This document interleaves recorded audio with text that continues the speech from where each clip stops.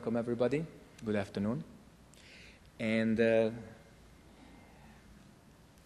this time I would like to outline a very important teaching device in Zen. It's called the Zen Circle. So, right at the beginning, I have to tell you that the Zen Circle originally does not exist. Zen Master Seung Sahn devised it for us to show us the various stages of practice.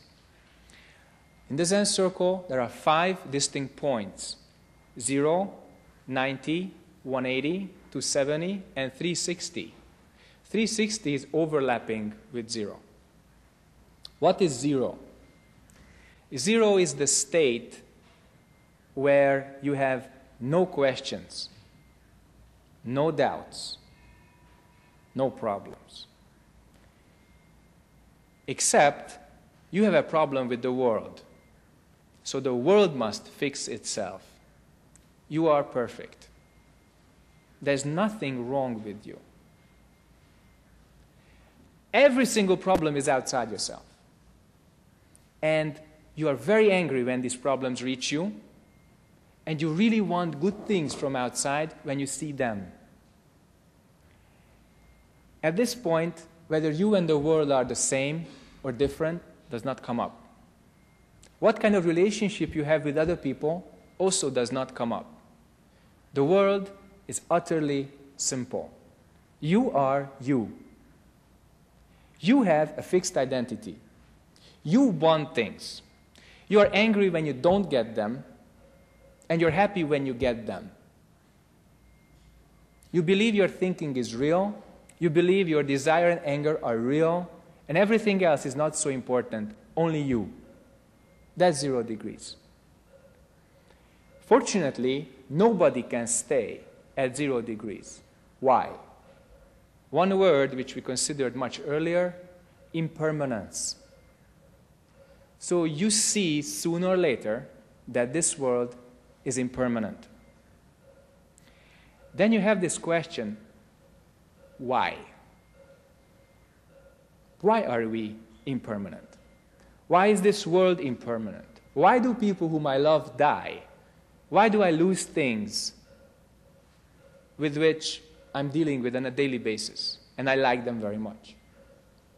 So the understanding of impermanence goes from this total closed, selfish mind to a basic conceptual understanding how names and forms operate. So at this conceptual level, you can understand that form is emptiness and emptiness is form. It's just understanding. You see that there's an endless succession of names and forms changing, but your observation is just external. You see it in the world. You don't see it so much in yourself. Okay? You see all these changes. You see how cause and effect operate, but you still cannot do anything with it, only observe. So at 90 degrees, your understanding is what we call sufficient. But this kind of understanding is lacking in one important regard. You did not attain it. You did not attain what this understanding is about. You know about Buddha nature, but you haven't attained enlightenment. So that's 90 degrees. 90 degrees is when you truly understand that everything which appeared will disappear. Okay? That's when you understand that wooden Buddhas don't get through the fire, metal Buddhas don't get through the furnace, clay Buddhas don't get through water. Okay? You understand that, but you still did not attain your true self. So then you start looking inside, because you also understand that this world is created by our minds. But where is that mind? What is this mind? Then you start looking inside. And when you start looking inside, that's already 91. And as you look deeper, 92, 90, etc., when you reach 180. At 180, all dualities stop. There's no I, there's no world. No good, no bad. No appearance, no disappearance. So at 180, what we have is no form, no emptiness. No words, no speech. only this point. When you hear this sound, just like when you hear the moktak sound, thinking stops. There is no dualistic view at that time. There is no you and the world at that time. We call this substance, or Buddha nature, or the Absolute, or the Great Way. There are many, many names to it. But originally, no name, no form. But just this moment, completely clear. Okay? Attaining it is not enough. Starting to use it is necessary. So when you attain your true self, then you start using it, and as your function becomes clear, then you go towards 270. If you read something about the Zen circle, as many of you have, I see it in your eyes, you see that the 270 is called the area of magic and miracle. Any kind of form, any kind of emptiness. So if you want to walk on water, the book says you walk on water. If you want to fly up in the clouds, you fly up in the clouds. But for us, in this room, that would be pretty fruitless. I would say useless. Why? That's not our problem that we cannot fly in the sky. We can take an airplane. It's also not a problem that we cannot walk on water. You take a ship or a boat. What our problems really at this human level is, we can't fix our relationships. We have a bad job. We have a bad, partner. We have all kinds of problems which we think of as partly beyond our competence, beyond our reach. Something which still the other persons, what the world has to do, not us. So when you reach 270, then you see that you can do it. You can do everything. No hindrance. So 270 is absolute freedom, totally no hindrance mind. So what seemed impossible at 270 becomes 100% possible. How so? At 180, your attainment is not just your attainment. I said that you and this world 100% become one at 180 degrees. That means you attain the substance of all phenomena. Whether internal, external, doesn't matter. Because at 180, outside, inside, totally become one. You and all beings totally become one. So there's the rise, there's the source of wisdom and compassion and power. Okay? And then you can use this. And at 270, if you just prolong the life of the body, if you use this power just for that, again it's pretty useless because the body has to die. If you perform miracles, then you can be very famous and you can entertain yourself for some time, but you really haven't solved the basic human karma of anger, desire, and ignorance.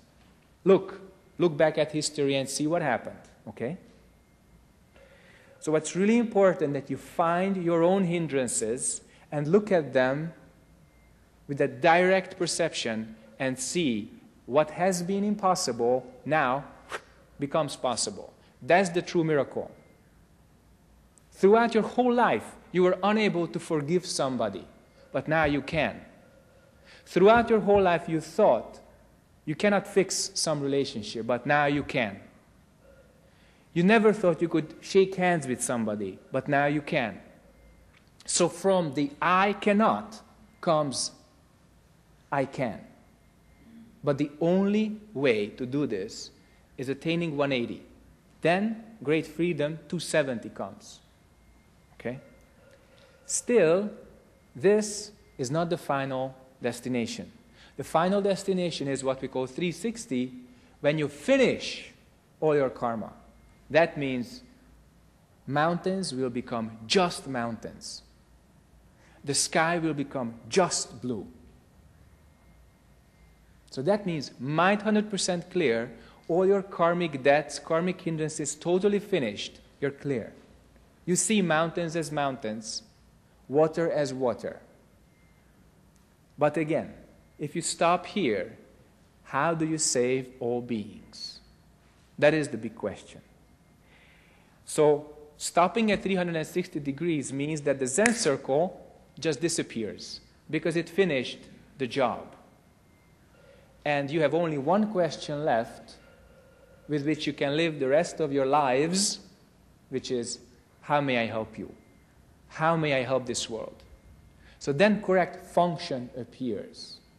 So 0, 90, 180, 270, 360, take it away, and then there's one simple life, the Bodhisattva life.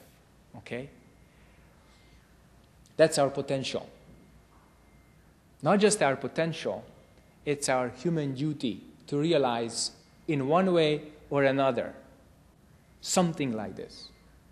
As long as you deal with only your personal problems, personal ignorance, anger, and desire, you cannot help other beings. I think it's very clear. Look at your own life. Look at human beings' life as a group. And we see only that. If you don't finish your own karma, you don't finish your own debt, you cannot help other people. Okay?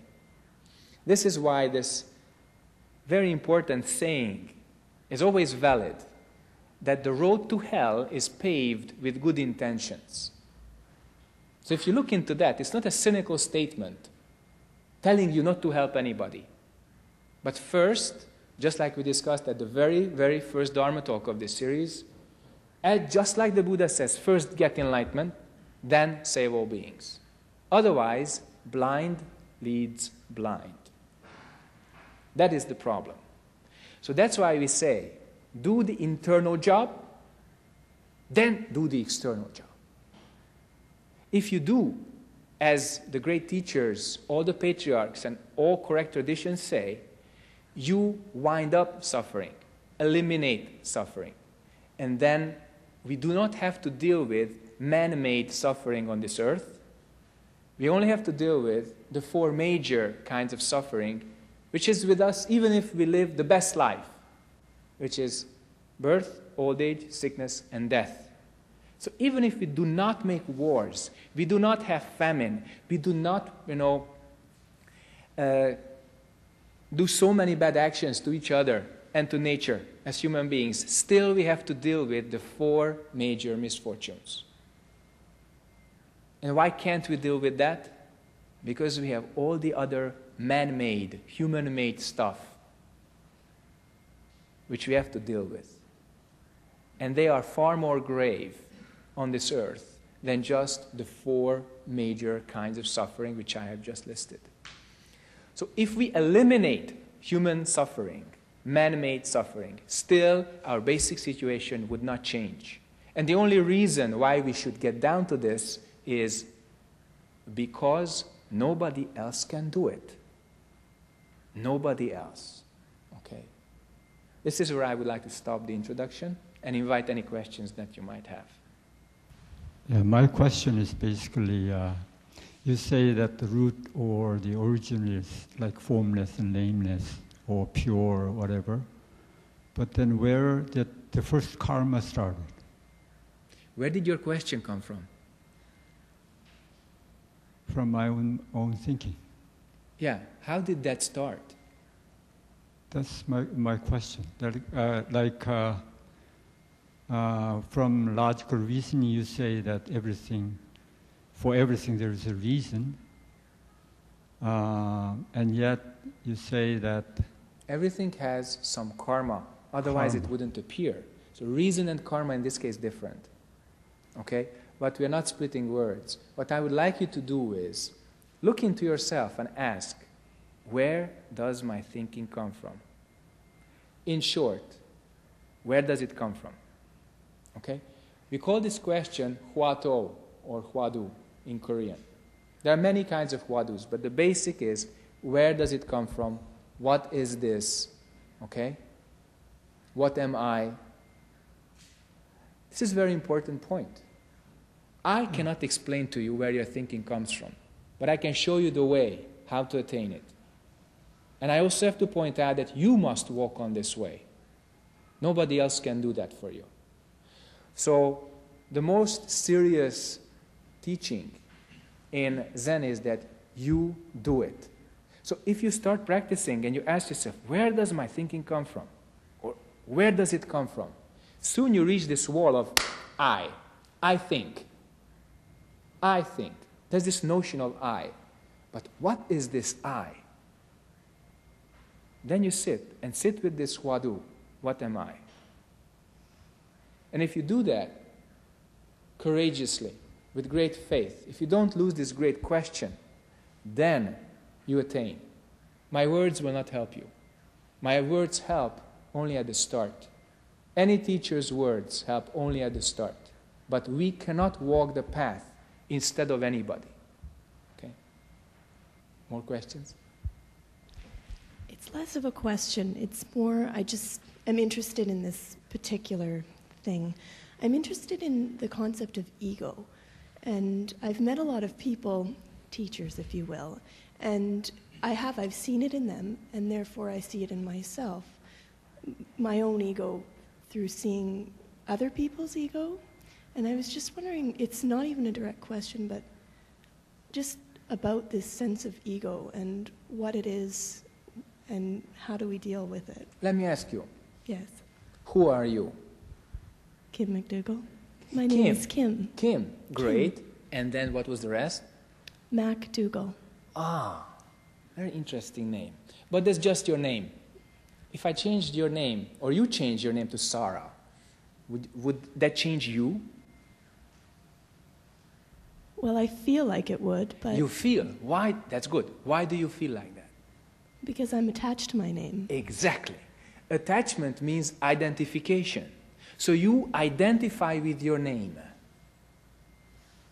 And that's why when you change your name, your sense of identity also changes. Okay? So whatever you identify with, and you say, that's me, that's your ego. Your like and dislike mind, your memories, sensory perceptions, whatever. You know? Sometimes you see people in galleries, and they look at paintings, or statues, or sculptures, and say, wow, that's really me. Okay? That means their sense of aesthetics just completely identified with that. It's okay, why not? But when that painting is stolen or lost, what happens to them? Are they also stolen and lost? No. They stay where they are. So that's what we call false identification. So look at this, just like I answered the gentleman before. Look at yourself. If you have this sense of I, where does that come from? What is that? So Zen does not bash this sense of I. You're no good, you have the sense of ego. No, it's human. We use what we have. So we have this sense of I, so why not work with it? Why not use it on the path? It's an immense possibility. Why? Because your ego functions, or the sense of ego functions moment to moment, without failure. So if you keep this question with great courage, what am I? It really turns your mind into a clear mirror of perception. Then when this mirror is really clear, without any blemish, that is, without any attachment, without any false identification, then you see hungry people as hungry, then give them food. Thirsty people as thirsty, give them drink. Okay? Then your situation, relationship, function all clear. Then it really doesn't matter. Have sense of ego, not have sense of ego.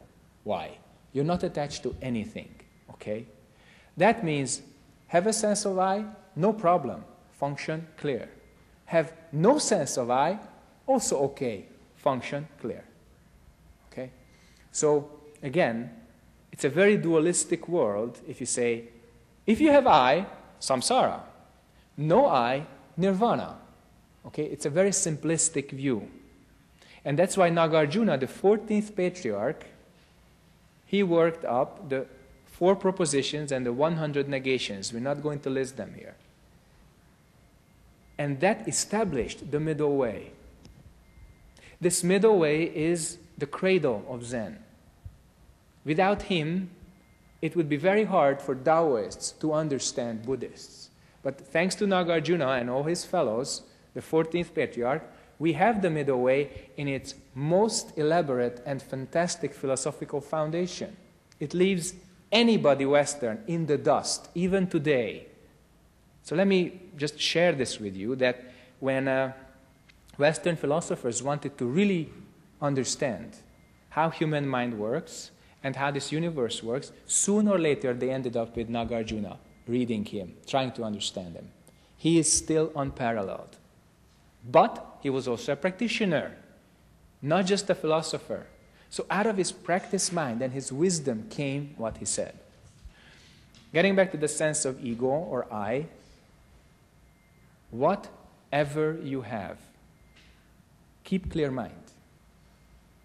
If you have a sense of I, let it become very clear. If you have no sense of I, also let it become very clear. So take away I. Take away no I. What do you see right now? What do you hear right now?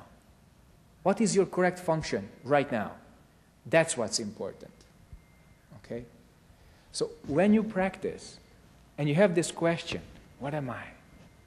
And you keep this question, you will attain what Bodhidharma talked about as the third answer to Emperor Wu, don't know. Even the second answer, only vast empty space, same. Okay? And then any kind of thinking, no problem. Okay? Thank you very much for your attention.